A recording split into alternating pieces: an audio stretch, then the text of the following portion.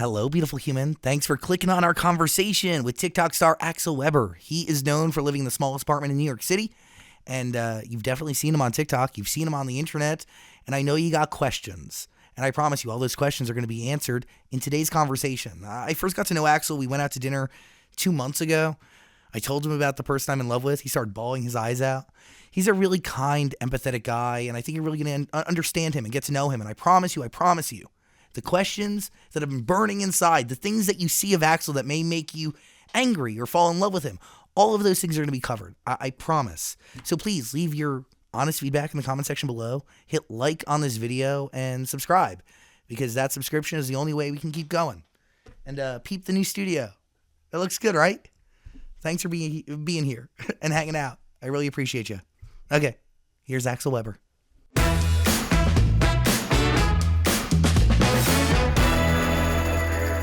Hello, beautiful human. I'm so excited to have in the studio right now, hanging out with us, Axel Webber. Woo! How you doing? Feels good to clap for yourself, doesn't it? Yes, I do it all the time, alone in my room. No one does anything, and I do something cool, a trick shot or pop an M&M in my mouth, and I'll give myself a claps. You know, it starts with you. It starts with you. Every morning you wake up, and who's your biggest fan? It's the guy looking back at you in the mirror. So do you consider your apartment a room, or do you consider it an apartment? I consider it my humble abode, my castle in New York City, my home away from home, and also the only place my mom won't visit, apparently. She just won't come by. Now, I understand it's not massive. So if she were to come, my dad and her would have to sleep on the queen. I'd have to sleep above them on the twin. I want to get them there really bad. I think they just need a little bit more convincing, and they need to see me cook something real.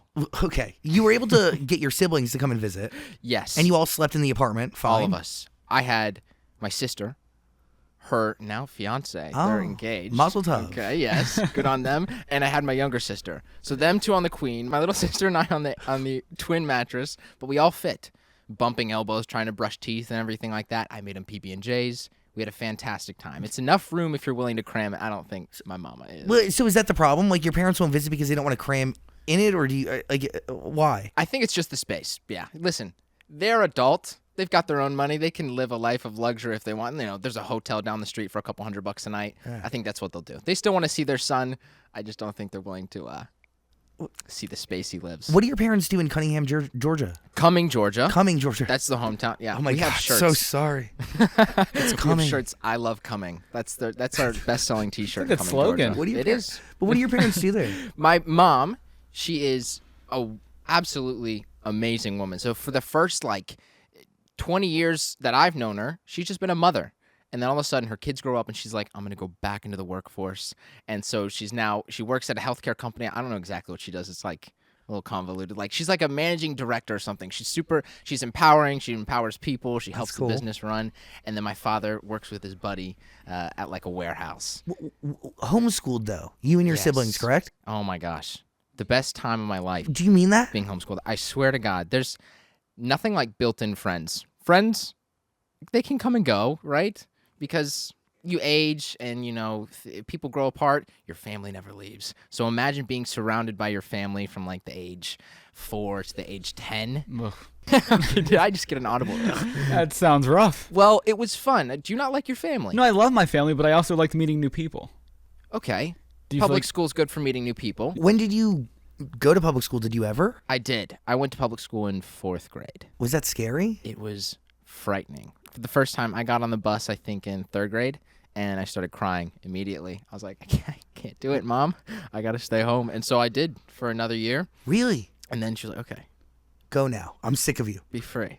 So what changed? Why did your parents go from homeschooling you to just throwing you into the deep end? I think that they realized it was a massive burden to put upon themselves, and they thought that it'd be good to have their children go and be in the public school. So most of us were in there for at least 5 years. I mean, we all got the high school experience. So, but those first years of homeschooling were phenomenal. I mean, we're reading books, we're going to the botanical gardens, we do little day trips, go on roller coasters. My sister, she was the youngest of us, and we'd all be reading books. She'd have the book upside down, trying to just join in with us. Do you feel like it shaped who you are, being homeschooled? Absolutely. If I hadn't been around my family while I was younger, I'm not sure I would have been able to foster such a great relationship that I have with them now. They are defining moment in my life. They are my rock. They're my grounding point. When I think about something that I might potentially do, I think, would my mother or my father be proud of this? Would they appreciate what I'm trying to do? They instill with us great morals, and as long as what I'm doing is ethical and legal, I think they're proud of me. They want me to be happy, and being around them since I was young made me realize how important that relationship is. Are they proud of what you've built over the last few months? They are. Do they tell you? They're surprised by it, but they are more proud than anything. I mean, my mom texted me literally the other day out of the blue, and she just goes, looking at the sunrise, thinking of you, so proud, can't wait to see you soon. Little text like that from your mom. How weird is it to cry at 9 a.m.? It happened to me 2 days ago. You cry a lot. I do. I'm in tune with my emotions, Zachary. Too in tune. We were at dinner for the first time ever, Axel and I, and we were having a conversation about love. Mm-hmm. And I think I told you what I love about this person. I'm like in love with this person. And I just went into like why I'm in love with them and what they mean to me, and you started crying. You laid it out there. It's the first time I meet this man, and he's like, "These are my emotions. Look at how I feel." There is nothing more powerful than someone being like, "This is how I feel." When I wake up in the morning, you feel a certain type of way, and I'm sure when you fall in love with someone, you feel a certain type of way. Exposing that emotion is the most vulnerable part of you. Sharing that with me, the first time meeting someone, I was like, man, I already felt attachment. Well, how do you take on people's emotions? Because I do feel like you're an empathetic person. Empathetic for sure. Other people's emotions towards me, I try to just kind of leave them all neutral, because some people are super nice, other people are super mean. I try to take it all with a grain of salt. Do you feel like people on the internet actually get to know who you are? I think they try their best with the narrative that I provide. I put out content, and I hope that they understand all of who I am, but I can't show every little part, They don't know how I scrub my armpits in the shower, and they probably never will, but I do. But do you think okay, it's good to know that you clean yourself, but does how you scrub your pits determine the type of person you are? No, but the most intimate part of myself is everything down from the tiny little idiosyncrasies that make myself who I am, like the tics, or the way I talk, or the way I look into someone's eyes. They might never get to experience that if they don't meet me in real life, so I'll try the very best to put on an authentic self for the camera. How many takes do you have to do before you get a TikTok that's right? Sometimes it's just one. Truly? Truly. Especially if I feel good about it. If I feel like this is great and people should see it now. Sometimes it's that fast. What was the last TikTok that was just like a one-take wonder? The one I just put out yesterday or today. It was just the place where I'm staying in Los Angeles. I was like, here's the apartment that I'm staying in Los Angeles. And then I showed the apartment. I feel like sometimes that's the most authentic take, is the very first one. I'm not sure if you've ever seen an improv show or if you've ever seen a documentary. The two matching components of those things are it's immediate and it can't be replicated. You can't have that first time again. That's why it's so great to like see people on the street interacting. They're not actors. They're just being themselves. So sometimes that first take's the best one, and you can't do it again. After all the months of doing this now, because you started in December, right? That's when you really blow up, and now, obviously, I think it's March. Damn. Time flies. Yeah, time flies when you're getting famous on the internet. Yeah. Do you feel like you are the same person today that you were in December? I believe I might actually be more confused today. How so? When I first came in December, I was like, I know what I want to do is I want to act, I want to be in New York City, and I want to find myself. And that could mean any number of things. I believe a lot of kids have that same struggle today where they have limitless options, because if you live here or if you grew up with a nice family or if you were gifted with the ability to talk or the ability to walk, you have all these natural abilities, and so you could do anything. There's anything you could do. Any number of options. And due to these limitless number of options, you are stunned into complete immobility. I can do anything, therefore I do nothing. I felt like that until I prompted myself to move. My family and friends said, just make a choice, make a move. And you're talking about moving from Georgia to Pontiac, Michigan. Pontiac, Michigan, and then from Pontiac to New York. You're in Pontiac, Michigan, and you're a real estate underwriter, right? Yes. You're living with your aunt and your uncle. Beautiful people. I mean, they take you in. They have to be beautiful. They are undoubtedly two of the greatest people I've ever met in my entire life. And my whole extended family's like that. They're like, if you need anything, we're here for you, which is great to have. By the way, that's a security and a blanket that many aren't afforded, right? Of course not. I do agree with you that there's so many. the democratization of content creation on the internet has allowed people the opportunity to build their own destiny. But there's some things that still work in, if you have a family, depending on your skin color, there's things that do work in your favor, right? Inherently. Absolutely. That, like, you know, your parents or your family not being there supporting you could have stopped you from making TikToks, and you could have never. That's the reason gotten I here. started in the first place. I started making TikToks because my mom and dad were like, we don't really know what you're doing in New York, and we want to keep up with you. So would you mind, you know, just like maybe making some videos or like something like that to kind of show us what's going on? So that's how I started. I just recorded what I was doing in New York. I mean, I still would live in this small apartment. I would still have flunked out at Juilliard and done all these things. People just wouldn't know about it if I hadn't pulled out my phone. But it's your parents want to understand what you're doing that pushes you to post. And we'll get back to that in a second. But how did you know you were ready to go to New York from Pontiac, Michigan? I wasn't ready at all. I had zero plan. I didn't know where I was going to live. But I did have a car. My dad sold me his car. How much did he sell it to you for? $1,850. Okay. Like I printed out like an amortization sheet. I was like, Dad, we're gonna make this legit. I want the pink slip. Yeah, I'm gonna buy this from you, and I'm gonna we're gonna put it on credit. So I'm gonna pay a little bit each month. It was my first real purchase. I was like a little bit nervous. I did a down payment and everything. So I had a car. I knew I had a place to sleep immediately. Because you had a car. That is immediately a massive weight off the shoulders. Again, like little things like that, a family, a car, the means to Family. have that make, like, yes, in theory they are small, but when they add up, they really can make the difference between crumbling and keep going. That was the thing that kept me. If I hadn't have had a car, I never would have gone. Yeah. So I'd say the only reason I'm here is because of my family, because of the opportunities that they afforded me, including things like that, which is the car, which was my first home. And then making that jump to New York. My entire life, my family's been like, just do things and instilling that sense of confidence into your children. I know people don't always get that. I hope that I can help people get that. So you go to New York, but you don't go to New York first. You go to New Jersey. You camp out in a Walmart parking lot. Mm-hmm. I'm just interested. Where was the Walmart? The Walmart was in Newark, Kearney, New Jersey area. Okay. So I'm from New Jersey. it was honestly one of the nicest Walmarts I've ever been to. I mean, And by the way, people may not know this, but you can actually live in a Walmart parking lot for free. It's one of the few things that, like, you can do if you have a trailer or an RV or a car. there's security. Yes. There's like a security guard that goes around. He'll check in on you. And I mean, if you need groceries, you're right next to the Walmart. Right there. But if you're living in your car, it may be hard to come by groceries. Yes. So maybe not groceries, but But a safe place to SpaghettiOs. make home. Yes, a safe space to make home. And that was just the intermediary point. I had my cell phone, for example, which is another thing that people might not have if you're just living in your car. So I was able to look on Facebook Marketplace for places. I was only there for like 3 weeks, and then I finally got to move to New York, and I had all my stuff already in the car from Michigan. So that last night in the Walmart parking lot, oh my, you could not wipe that smile off my face. I was getting prepared. I hadn't showered in a while.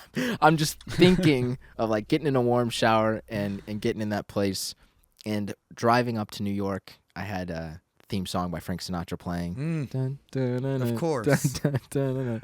It was a great night. So I was glad I made it. And now that I've been there, it's been everything I could have hoped for, more than I could have hoped for. I expected to just be there and figuring it out slowly, and manageably, and things have happened very fast. I've been thrown into a world of wonderful opportunities, and I feel drastically underprepared, but I'm trying to take it in the best way that I can because I know anyone else in this position would be extremely grateful. I know that's how I should feel. And so I'm grateful, but I'm also, absolutely terrified and just trying to be calm, present, and in the moment. Have you asked yourself why you? Absolutely. And have you figured out an answer? Absolutely not. There's nothing I'd say that special or redeeming about the quality that is me, except for the fact that I believe the things that I want are possible. That seems to be the only differentiating factor, is that my family, my mom, my dad, since I was young, said, it really is possible just as long as you put your mind to it. And so I don't know why me, but I know that I'm happy to be here. Is it fair to say that 95 square feet changed your life? 95 square feet has made my life. It saved my life even in a sense. Before coming here, I was super confused. When you're younger, you're told you can be anything and you can do anything. And when you're given such a wide array of possibilities, it makes deciding what you want to be a little difficult. You're just confused, and I was very confused and lost. And at times, it didn't feel like there was a right path. Like perhaps because I couldn't see myself becoming anything, maybe I shouldn't be anything. Making the move, just deciding to go do something, because sometimes you don't want to do anything, and you don't want to be anywhere, and you don't want to get out of bed, and waking up seems like a task. But deciding to move, just deciding to move, deciding to get up and go somewhere with absolutely no plan in mind except for the fact that you think you might be able to change. Do you feel like you've changed? Obviously, you were forced into change. I mean, I feel like I have some semblance of direction, which is the thing I've been searching for my whole life. So where is the compass pointing? Right now, the compass is pointing to content creation, and that compass leads to anything else. The entertainment industry in general, which is being in front of the camera and providing people a smile or a laugh or maybe even some tears. That direction's all I wanted. I remember like a year ago, I was like, I feel like I have my hands on the wheel of a boat, and it's a fast boat. It's a speedy boat. But I just have no idea where to point it. And now we have a modeling contract. Yes. We have an agent. Yes. We have a representative. And I'll get into how they came into your life in a second. But I do remember one of the things at dinner when we went out, you whipped out your Juilliard monologue for me. And I think I gave you some notes on it. Oh, you must have. But I'm not going to lie. It wasn't great. I might have said that to you. Did you think it was good? No, it was not. It didn't get me into the school. It was not good because I wasn't well prepared, and I should have prepared more. I'm honored that you listened to it and gave me some thoughtful criticism. Applying for a school like that, especially now, I know the preparation is necessary, the understanding the character, the reading the lines. Things could have been done for me to better prepare myself for the situation. I think my note was to get rid of your accent and just That's sell probably it. right, yeah. Yeah. You just throw it in the trash. Yeah, it was. I mean, I was going to ask you to give us a little bit of it, but I don't know. I don't remember the exact line. I could make one up for you. What would you like me to talk about? I mean, you're going to make up what was it? Shakespeare, right? Yeah, it was Shakespeare. What play was it? See, I can't even remember. Clearly. It was so Wait, long can I ask you, why weren't you prepared? I mean, people prepare their whole lives for a Juilliard audition. You still chose to take the leap. You still chose to share the experience. Right. I mean, why not hit pause on the audition until you were more prepared? I had set the audition date before I'd ever posted a TikTok or anything like that. Yeah. So it was January 9th. That was the day. And, leading up to it, I was making TikToks. I was making YouTube videos. I was not as focused on the audition as I should have been. Well, looking back, do you think not getting into Juilliard that was probably a good thing for your career, right? Or do you still kind of wish you got accepted? Well, getting accepted always would have been like a nice pat on the back, like, hey, you do have some skill here. So I didn't get that. No pat on the back. But getting rejected was definitely something negative that turned into a positive. There was people that came out. You were just playing the Charlie Puth song. He came out and he was like super supportive, about the fact that just dedication and hard work can get you where you want. You don't have to get accepted everywhere. And I certainly probably wouldn't have gotten accepted to any school, let alone Juilliard, one of the best acting schools in the country. Hashtag justice for Axel trends around this whole thing. I mean, as you sit here today, do you feel like you deserve justice? I feel like I got justice. How so? I got rejected from a school I was not prepared to get into. So that is justice in and of itself. The school has any number of criteria that they judge their applicants on. They judged me on the similar criteria, the same way they would anyone else. That's equality. That's justice. They're doing their part. And they made a decision that was probably absolutely the right decision. Were you seeking justice? So when you see people go after a school with such pedigree and history like Juilliard on your behalf, is that embarrassing or is that motivating? I was absolutely honored to see the outpouring of support. At first, it was super positive. Like, hey, you know what? You can still do it. There's other ways. You'll be great. And then, it turned a little bit when they started targeting Juilliard, which was still, at first it was a little funny. And then I was like, okay, guys. The main thing I thought about, I was like, I don't think Juilliard, the institution, really cares that much at all. It's just, some guy made a TikTok about it. They, think the dean of admissions is sweating a bullet over The this. New York Times did a piece on it. Yes. The paper of record. Perhaps, but documented. I was just thinking about that poor social media manager over at Juilliard reading like 15,000 comments. I'm like, okay. Yeah, really? this is one of their 17 jobs because the Juilliard Instagram is not really popping off. Yes, like maybe they work for the school. It's like they're just trying to get some of their tuition reimbursed. Was justice the wrong word to use? Justice was just the hashtag they wanted to use. I think people jumped on it because they might have thought, I don't know if they actually wanted justice. They might have thought it was just kind of funny, like a funny thing to do. How do you define the community that you've built? And what role do they play in your life? Like, how do you see them? I see them as people who might actually be naturally inclined to pursue something that seems out of the ordinary or unexpected or maybe not even attainable. The people that have been supporting me have watched my videos and said things and been so supportive of things that I thought were outlandish. So I hope that community is the exact same. It feels like a sounding board, like in the same way that I see you, and I'm like, that's a passionate guy who cares about his career, who wants to do something big. It's the same way I see the audience. Passionate people who care about whatever it is that they do, who want to do something big. And we just get to share my journey together.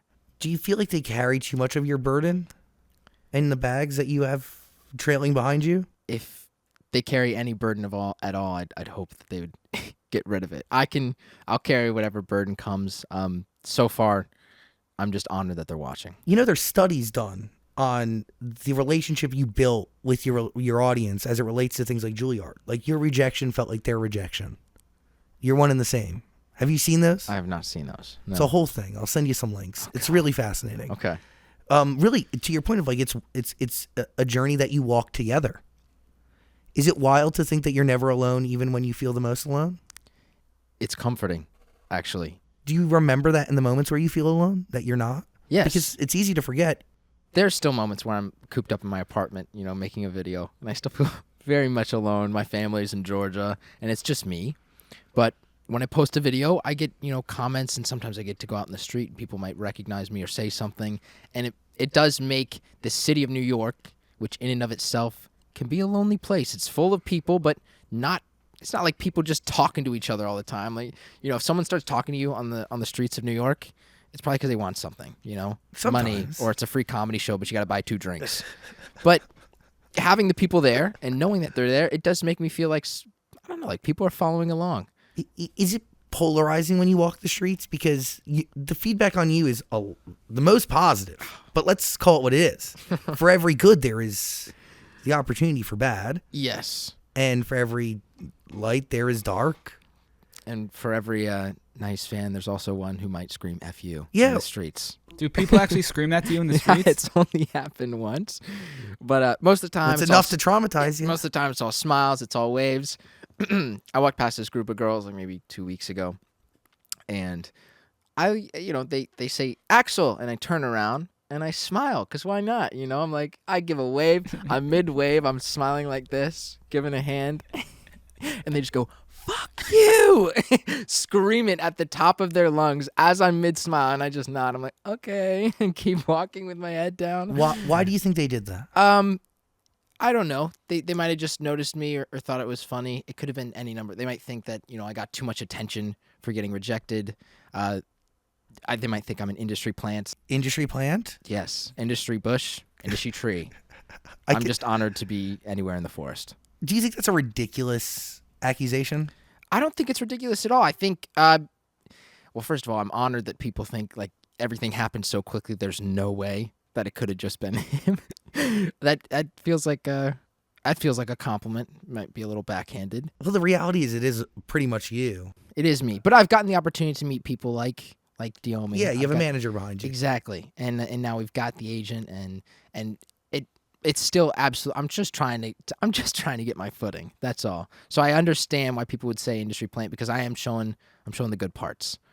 And not the bad? Well, the only bad part is just me trying to figure out what it is that I'm doing exactly and where I'm headed. And that that's something I don't know how I would record that and make it look cool. Just like, hey guys, having a little crisis here. Don't really know exactly who I am or where I'm headed, and I'm freaking out and everything's happening so fast. Anyways, Isn't that the vulnerability that people want?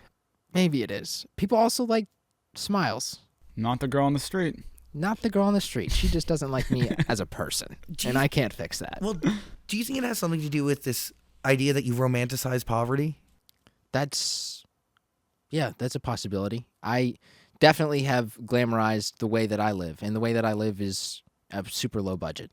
So, but it's also just the way that I live. So that is my apartment, and I do buy my peanut butter and my groceries from the street, because when I first came here, I had zero budget. I intended to make my money last as long as I could while working a job that paid me $15 an hour. How much did you come with from Pontiac, Michigan? I came with like 3 months of rent, 12, so $3,600, give or take. That's it. Yes, but I knew as soon as I came out here, I'd be able to get a job. So I was like, I know I'm competent. I can read. Like, I know I'm employable. Yeah, but yet you got a job as a bouncer at a pirate bar. Yes, and you're 5'2". Yes, I did get a job as a bouncer, but I never, no one ever tried. Ridiculous. Yeah, well, Who would hire you for that? I'm employable. I walked in there, and he didn't hire anyone else because they came in for specific jobs like waitress or bartender. I went in there as general. I was like, I'll do anything. I'll take anything. I will mop your floors. I will clean your car. I will literally wash your bed sheets. Or drag drunk people out of a pirate bar. If you need me to, absolutely. I'll put on With some a weight. smile. And so he hired me on the spot that night as soon as I walked in, and then I was working there for weeks since. And I feel like having that baseline of being like, yes, I can make money if I go anywhere, that was my backbone, So that is the way I live, and I hope I don't glamorize it too much, because, the goal is definitely still to move up in life and to buy food at Trader Joe's and get in a larger apartment with a stove and things like that. I'm going to ask a hard question, and it's something that I saw come up online. Like, do you think why do you think people care? And do you think, I'm going to be honest, like, do you think a part of the reason why people care is because you happen to be white? I would hope that people would care regardless of my skin color. If they saw a person with a different skin color doing the same thing, I'd hope they would care just as much. And I'd assume that they would. I'd like to believe most people are good in that sense. I think that they care possibly because it's just a story of me making my life in New York from a somewhat humble beginning. And people like to latch on to stories like that because it feels good. And it just happens to be my life. It's happened a lot faster than I ever expected it to, which is why I think people might not like it as much as they did originally. That's interesting. So you think people, the speed of your meteoric rise is why people have, in your opinion, why people have turned on your story? People might have turned on it just because they might just not like me. Yeah, or they got over it or whatever. Yeah, or It's they got the over internet. it. We live in the day and age of the internet. Things come and go rapidly, quickly. So there's any number of reasons they might not want to watch me. Too short, not enough muscle, terrible diet. You've been working out though. Oh yeah, You look tons of good. squats. Thank you very much, man. For me, the meteoric rise has been. I'm like holding on to the side of a rocket, just trying to hang on. So it's a lot of fun for me. I hope that people can sense that I'm having a good time, and I hope that they want to ride with me. Are you afraid of it going away? All of this? Yeah. Absolutely not. What do you do? 3 months ago, I was working as a bouncer outside of a bar in New York City. And 3 weeks before that, I was living in my car. And 4 weeks before that, I was with my aunt and my uncle working at a job. I didn't really know what I was doing. And I was just eating popcorn every night and crying in the car on the way to work. Every step of my life since here has gotten continuously better. I am perfectly fine going back to that job, being a bouncer, just so long as I can do something that I love. Just so long as I can wake up in the morning and say, I'm happy about today and where I'm headed. As of this moment, could you, if you wanted to, afford an apartment that was not 95 square feet? No, not as of this moment. I still have the same budget. I have done brand deals, since then, but they're like, the pay window's like 60 days or 120 days. So just kind of just waiting. Just waiting. Waiting. You got a countdown clock. Countdown clock. But even then, as far as everything I've ever seen about financial advice, it's maintain your standard of living and increase your amount of earned income. So if I can do that, I feel like that's the pathway to success, or at least wealth and stability. And you're happy in that small apartment, right? I'm the happiest I've ever been in my entire life. So why move out just because you may have more money? Like, you don't need to move out just because you can. Now you're talking my language. Absolutely. Do you think the small apartment is kind of part of your brand? Like, if you leave the apartment, it's like people won't be as attached to the story because it's a part of you? I'm sure some people, especially the ones that latched on to like, holy cow, this is the smallest thing I've ever seen. Yeah, they might not find it as interesting, but I certainly would find wherever I go next very interesting. I'm excited. I'm excited for a stove. I'm excited for my own shower. I've had to wear flip-flops in the community bathroom for the last 3 months. It's weird putting on flip-flops to go to the bathroom, but I got to do it. Do the people in your building know you've become a star because of that apartment? Like, do they know who you are now? Is it weird being there? I've only had a couple people stop me. There's the mixed age ranges. The person that lives right next to me is like 65, and then Probably has no people idea. people down, I don't think they know what TikTok is. And then the people down the hall. I mean, I did have the weirdest thing that happened in the building was someone knocked. They knew what the apartment was. They knocked on every single door To find you? on every floor until they got to mine. Oh, no. And I thought it was like my super or something. So I opened the door. I'm like shirtless, and it's just this group of You kids. you answer your landlord shirtless? Well, yeah, his name's Frank. He's Ukrainian. He's the coolest guy I've ever met. He's the nicest guy. He mops sometimes. I help him carry things down the stairs. He's like, no, liability. I'm like, come on, Frank. So you're comfortable being shirtless around him. Understood. Totally. But then it was just this group of kids, and they were the nicest kids ever. They're like, hey, we think that you might be super lonely from your videos. Do you need any friends? I was like, oh, absolutely. Wow, that's either amazing or really frightening. I was a little bit of both, but they left their room number and everything, and I haven't contacted them yet, but maybe in the future. Is there a TikTok you regret posting? No. Not even hashtag Catholic vibes? No, absolutely not. Catholic vibes, my family's Catholic. Born and raised Catholic, and I grew up Catholic my whole life, did all the sacraments, I've been confirmed, and I absolutely love, I'm not sure where I stand religiously yet. I honestly think that's a beautiful place to be.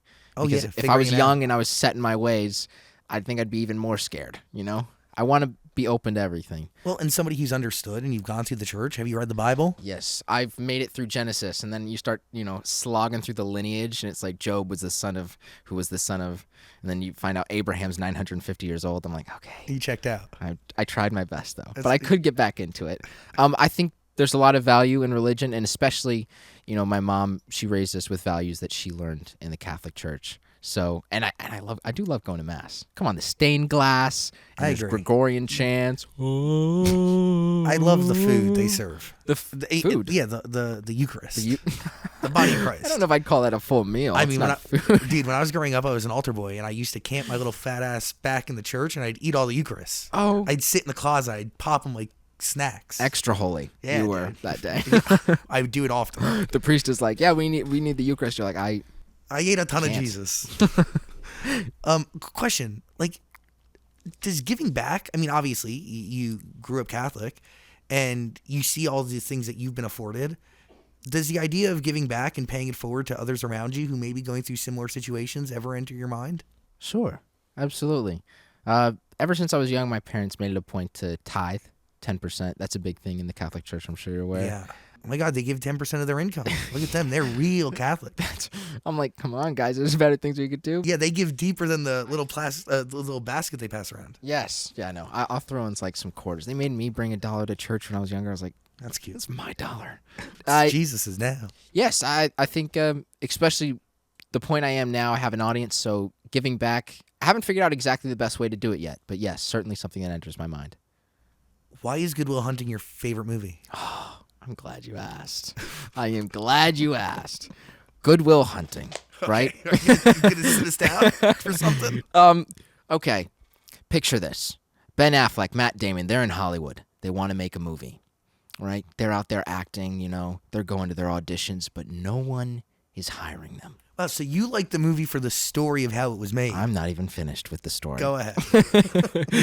And they can't get hired, so what do? They decide to just write their own movie. They write a script so beautiful, so chock full of delicious monologues that they know an A-list actor is going to sign on, which just makes the movie that much more pitchable.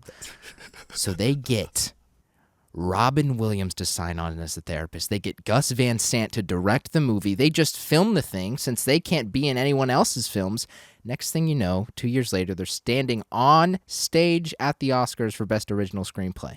It's just two 25-year-olds who chased a dream all the way to its end, who plotted what they wanted and made a film. And if you've ever seen it, it's beautiful. You know, you'll never know what it's like, what it smells like in the Sistine Chapel. Come on. It's a beautiful Robin Williams movie. There's that scene where they're hugging. It's not your fault. It's not your fault. So do you see your story as something similar? Have you plotted exactly what you want and you plan on following that plan until you get it? Hey, my plan is nowhere near as clean cut as theirs was, I'm sure. But Well, I feel like on the outside their plan looks clean cut, but really when you're on the inside of like it's never as Chaos. clean as if their plan was like chaos, then yes. What I have right now, it feels like chaos, manageable chaos. To be able to do something like that is a dream. Absolutely. What does Axelgate mean to you? Do you not I've- know what it means? No, not yet. You really don't know what it means? I've been told not to get on Twitter. So What's Axelgate, Zach? what's It- Axelgate? It's attached to people thinking you were like you were fake and that you were not more than a plant. It was like that you were a planned out thing. But who planned it? That's my question about the industry plan. Like, who would have planted you? Nobody. why- You're like, there's no way you were planned. like why? Who would have planned this? Who would have written this story? Well, you should set the record straight, right? You're doing this on your own, but then manager enters your zone, correct? Yes. He DMs you or what? He represents other people that his other people DM'd me. And so I was like, oh, got to take this a little serious. Okay. And then he contacted me and he just mentioned that like, hey, I can help you out with brand deals and things like that. He was super, at first he was just blowing smoke up my ass. He was like, you're the best kid I've ever seen. You've got so much talent. And I was like, I think it'd be super helpful, to have someone like him. And he has been unbelievably helpful, gosh, I got to meet you. Yes. We got to go out to dinner and talk about sometime doing this show. So it's been a lot of fun with him. But as far as making the videos, no, I was making them before I ever met anyone, and I'll probably make them after. Do you see yourself in like a Brad Pitt or at the phase of creating Good Will Hunting? Brad Pitt is a phenomenal actor, and Good Will Hunting is one of the best movies of all time. But you want to act. I do. That's your goal. That's the dream. There's nothing more powerful than a movie, I think. You take music and you take acting, you take the emotion of the characters on screen, and you take dialogue that makes people feel something. A movie can inspire people, can change people's lives. It can make people want to move to New York or start a radio show. Or, I don't know, what's a dream you had when you were a kid? That's a good question. Dan doesn't know they're what all it means to dream. It inspires people, so yes, absolutely, that's the dream. How have you become a better actor between today and when you started in December? Have you? I'd say probably marginally, not very much. I'd say I've been doing things like online acting classes. I've even done things like the master classes taught by some of the actors. So it mainly just involves me in my room filming self tapes. Trying to do like NYU student films, stuff around the city. So definitely more improvement than I would have made anywhere else. How do you think becoming a social media star will affect your acting career going forward? So far, it's been nothing but beneficial. Okay. And I intend for it to be nothing but beneficial going forward. It's afforded me the most amazing opportunities as an actor, being able to meet up with agencies, with agents, even with production companies.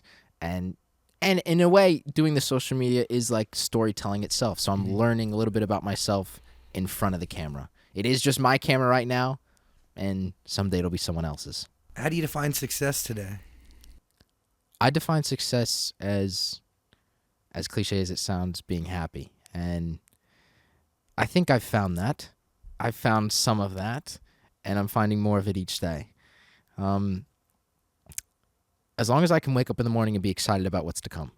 That's it. It's pretty simple.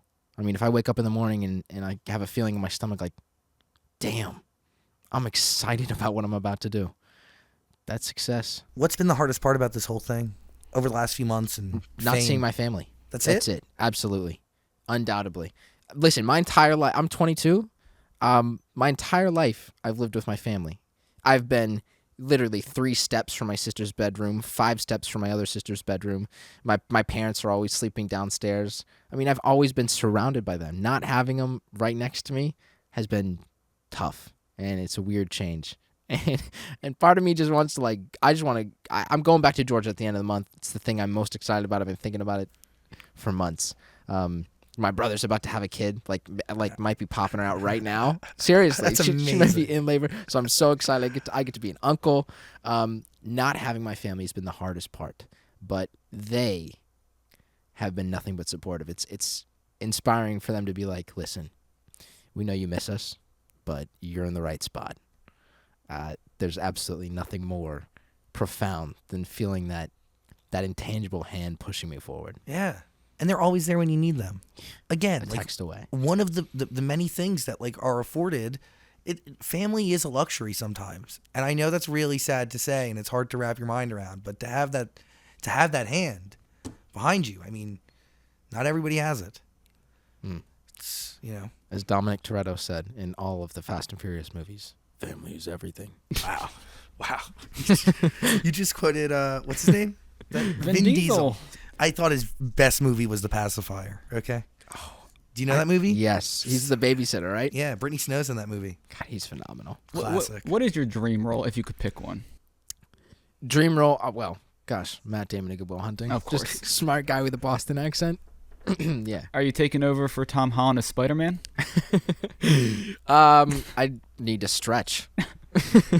Need to learn to do a backflip, need to work out more, and also need to learn how to act. So I will not be, as far as I know, no plans to be Spider-Man in the near future. When will you consider yourself an actor? I will consider myself an actor when I book a role that people fall in love with. I know what it means for me to do a great job. If other people are inspired by my work, I will find that as a great form of success as an actor. If other people are like, I was inspired by your work to chase this dream for myself. Are you in love? We were talking the last time, a few months ago, about someone you were kind of seeing. Did you see the smile that came on my face when he said that? Oh, yeah. I mean, You are? I don't know if I'm in love. Since moving to New York, okay, we get it.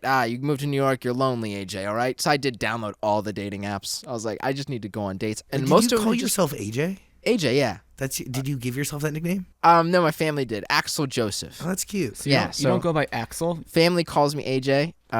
Everywhere else, I think Axel's more professional. So, come on. It's the most professional name. So most of the dates I've been on have been like just walking around the city, and I've never really dated before, so it's been a bunch of fun. 2 weeks ago, I went on a date. We walked for 10 miles.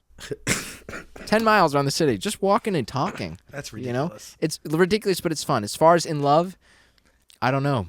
I've seen the only people that I've seen in my life that have the type of love I aspire to are like my siblings and, my extended family and their spouses. Like my mom and dad, when I came here, sent me a video of them slow dancing to Sweet Disposition by the Temper Trap in the kitchen. So And is they're that the love you want? It's my favorite song. That is the love I want. That lasting love that permeates every part of your life, that extends to every person you touch because you're happy smiling in the morning because your favorite person in the world is laying right next to you. Yes. That type of love. Is the person you went on a 10-mile hike with the same person you told me about at dinner in January?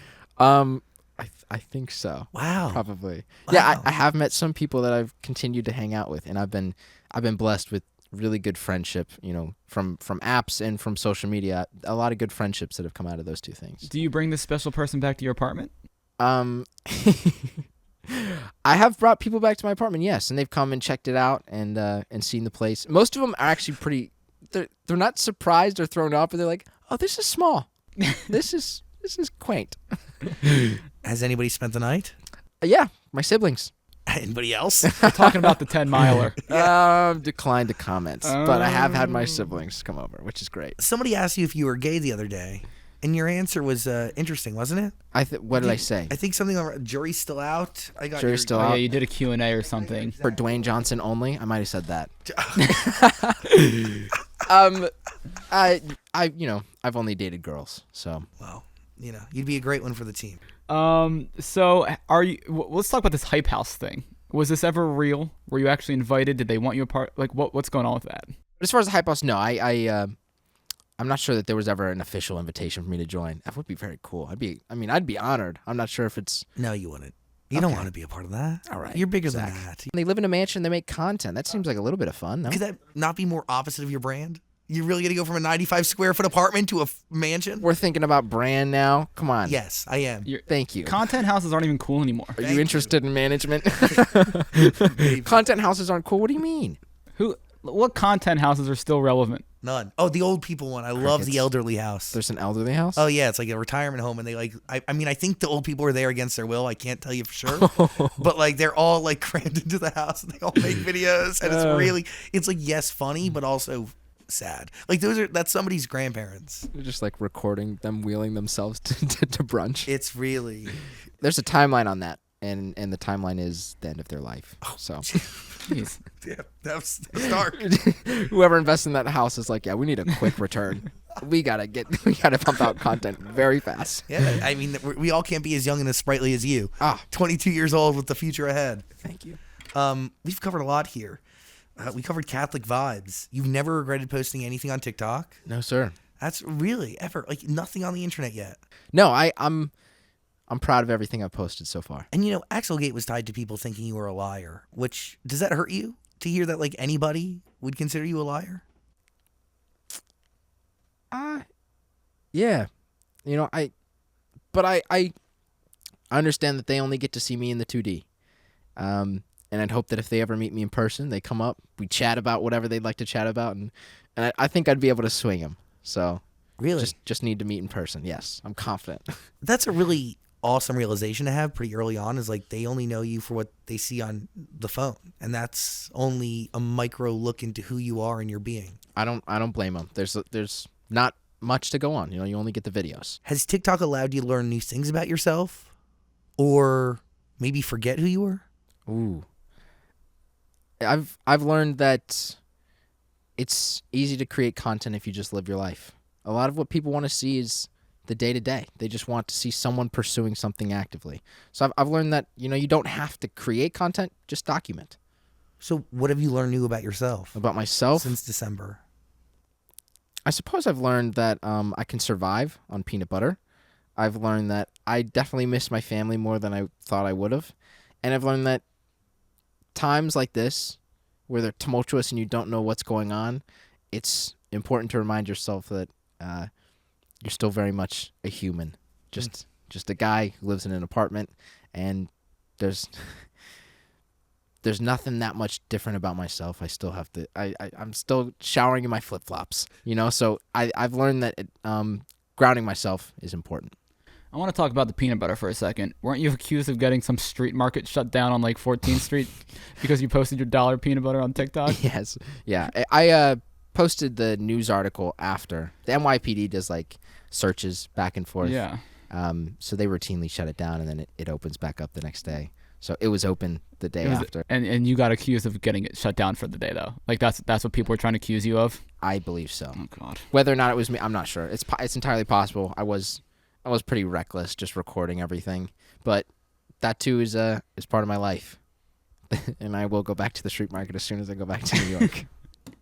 Why should somebody hire you for their movie or TV show?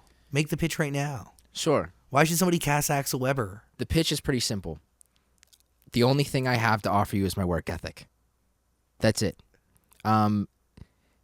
I believe the most important aspect that a person can provide is the ability to say, I want to do this, I'm passionate about this, and I'm willing to do whatever it takes.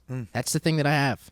And, the technical skills, the acting, the trailer, the learning lines, most of those I believe are learned skills. And if there's any smidgen of talent that I have, and it might be a very small smidgen, I'll try and conjure it up. But the work ethic is the thing I can provide. Work ethic. Yes. Is that what sets you apart from everybody else?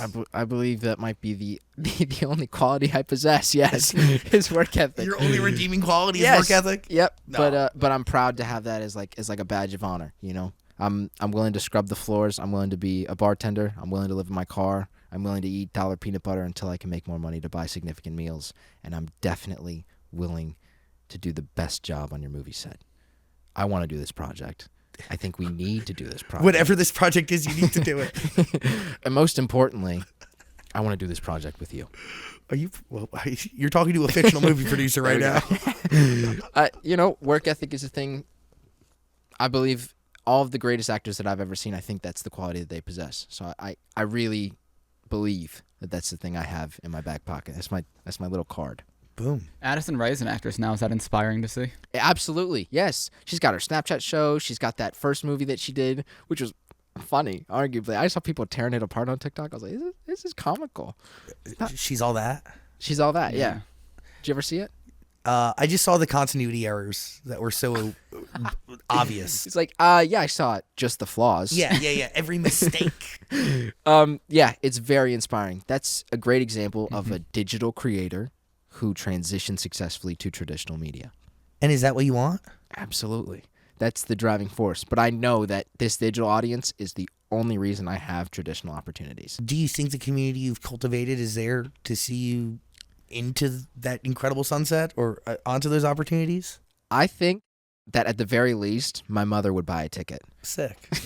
That's good. If I could get anyone else to, if I could, corral people to actually want to go to the theater and watch a movie that I'm in, that would be success to me. That'd be absolutely crazy, astronomical. I really do think you have what it takes. I said that to you when we got dinner. I appreciate that a lot. Really appreciate you. The fact that I'm here on your show now is a blessing. I'm super grateful to be out here. I'm in Los Angeles. I'm wearing shorts. Everything about this experience so far, TikTok included, it's led me up to this point. It's led me up here in front of you two. I'm thankful to be here, and including you guys. You guys are literally a part of my journey, and I mean, I couldn't be any happier. So thank you guys for having me on here. Whoa. Thank you for letting me see what you guys do best. Debatable. And I hope to be back someday because this is a lot of fun. I like talking, and I like the headphones. Yeah, you like hearing yourself, right? Yes. Nice. You did say you were going to DM a bunch of people. What do your DMs look like? Has anybody slid into yours? Yes. Yeah, I get Who? some brands sometimes, like candy companies, peanut butter companies. Okay. Love replying to those. And then sometimes it's just the odd, hey. Who's hitting on you? Yeah. Just hey. It'll be like a blank username, maybe like a cat face Nah. for the profile picture, and they just go, "Hey, can I come over?" Verified people have slid into your you got blue DMs that check are more marks in than that are more than just peanut butter companies. Yeah, some verified. Anybody good? Yeah, of course, and they're all super nice too. Like hey, who? Can we hang out? Can we have a chat? Can we have a chat? Can we have a chat? Who's asking to have a chat? Good people. Wonderful people I'm excited to work with that hopefully you'll see soon. David Dobrik, I guess. No, not David Dobrik. Jason Nash. There's Jason one. Nash. Don't laugh. He's the coolest guy, yeah. He's a great guy. So, I've seen him on David Dobrik's vlogs. I love that guy. Yeah. So, Any thoughts? Yeah, I just want to know if Juilliard offered you like a scholarship or something to go back, would you take it? first of all, they absolutely never will. But if No they did, shot. I would be still to this day honored to attend a school with such prestige. I mean, that produced the likes of Adam Driver, Viola Davis. I mean, these are fantastic actors that were classically trained there. So even though you didn't originally belong, did not, even though they originally said no. That's the story of Adam Driver. He got denied from Juilliard, joined the military, came back like 10 years later after producing shows there, and then got accepted. I mean, he just kept trying. so would you try again? That's the work ethic that I'm talking about. Absolutely. Would I try again? Absolutely. But the thing is, the way that the path's going now, it's a possibility that I might be able to do it without having to attend traditional school. But it still means I have to be trained. The training will always be there. The constant learning will always be there. So it might not be at Juilliard, but that just means it might be me, myself, in my room on the computer with an actor, doing breathing exercises, jumping around, doing jumping jacks. But, we hung out like Wednesday or Thursday before your Juilliard audition, and you auditioned on a Saturday, I think, Yes. right? And I remember saying, like, there's 1,000 different paths to get to where you want to go. And regardless of whether they say yes or no, there are still many other paths that you have the ability to take to get to exactly where your dreams are. And you're on your way. It's true. I remember you saying that. I appreciate everything you said then. I appreciate you saying it now. Yeah. It means a lot. Support means a lot, and I believe good words from good people who are pursuing good things. That means the world. So I thank you for that. Well, I really appreciate you, Axel Webber. I think we've covered a lot here. And I want to say thank you for your time and energy. You allowed us to literally ask you about everything. romanticizing poverty, why people like you. People are gonna hate on you for anything. I don't know why people like me, but I'm glad they do. You are. Does it affect you though when people say these things about you?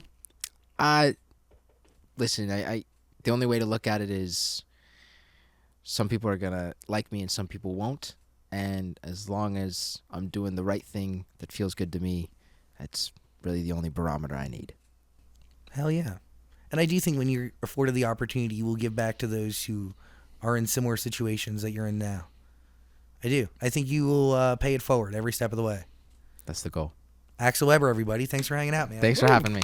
We get to do another clap. All right. Yeah. Only one more clap for you. Axel Webber, once again, thank you so much, sir. Thank you, boys. I appreciate you.